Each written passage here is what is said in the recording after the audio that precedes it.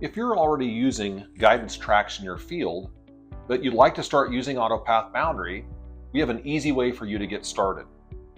You'll notice I'm sitting in the field exactly on top of one of my north-south AB guidance lines that I've always used. Those guidance lines all go in the same direction. And I really like using those lines because I know where they're at, but I'd like to take advantage of guidance in the headland area as well. To do this, we're going to use AutoPath, and we're going to use that existing guidance track to give you those field lines in the same place you've always had them. Right now you'll notice I'm using my north-south 0, but I also have two other options, a 95-degree heading and a straight east-west 90. I'm going to choose AutoPath and click my Edit button, and I'm going to choose From Existing Track. This option allows me to select any of those guidance lines for the field that's already loaded on this display.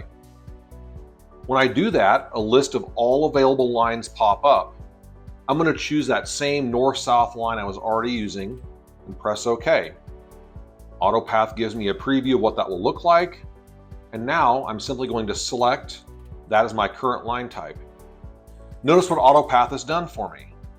My tractor is still perfectly aligned to that AB line because all the lines in the field area, all of these tracks, are built from that existing AB line I've always been using.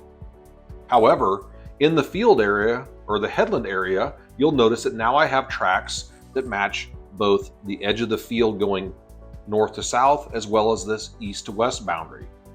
So if I'm already using guidance tracks that I like, I can simply import those into AutoPath Boundary and enjoy not only those tracks, but also the benefits of headland tracks that match the shape of the field boundary.